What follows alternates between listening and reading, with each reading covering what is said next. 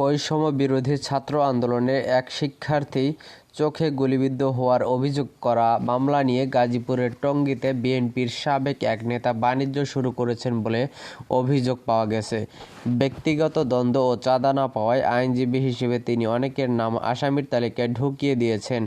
এখন মামলা থেকে আসামিদের নাম বাদ দিতে চাঁদাবাজি করেছেন বলে অভিযোগ ভুক্তভোগীদের।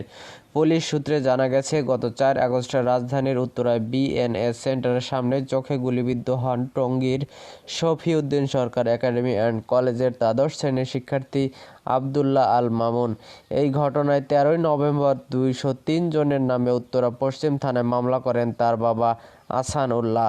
আসামির তালিকায় আওয়ামী লীগের নেতা কর্মীর বাইরে শিক্ষক, স্থানীয় ব্যবসায়ী, বাড়িওয়ালা, স্কুল ছাত্র, গণমাধ্যম কর্মী সহ অনেকের নাম রয়েছে। তাদের সবার বাড়ি টঙ্গীতে। এই মামলা নিয়ে বাণিজ্যের অভিযোগ ওঠা জিয়াউল হক ওরফে জিএস স্বপন গাজীপুর মহানগর বিএনপির সাবেক যুগ্ম সাধারণ সম্পাদক। তার বাসা টঙ্গীর দত্তপাড়া লেদু মোল্লা সড়কে।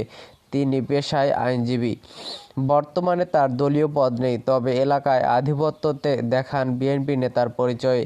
এ বিষয়ে মামলার তদন্ত কর্মকর্তা উত্তরা পশ্চিম থানার উপপরিদর্শক মোহাম্মদ নাজমুল আলম প্রথম আলোকে বলেন, মামলার নামে তার চাঁদাবাজির খবর আমাদের কানেও এসেছে, তবে এ ব্যাপারে কেউ লিখিত অভিযোগ দেননি। মামলার তদন্তেও কারো সংশ্লিষ্টতা না পাওয়া গেলে নাম বাদ দেওয়া হবে বলে তিনি জানান। টঙ্গীর দত্তপাড়া হাসান লেনের বাসিন্দা কবির হোসেন পেশায় ঠিকাদার। তিনি অভিযোগ করেন, 5 জুলাই স্থানীয় একটি মৃত্যুবার্ষিকীর অনুষ্ঠানে কৌশলে তার আইফোন ও নগদ 10,000 টাকা হাতিয়ে নেন জিয়াউল হক। এই ঘটনায় টঙ্গী পূর্ব থানায় লিখিত অভিযোগ করেন কবির। পরে বাধ্য হয়ে শুধু মুঠোফোন ফেরত দেন জিয়াউল।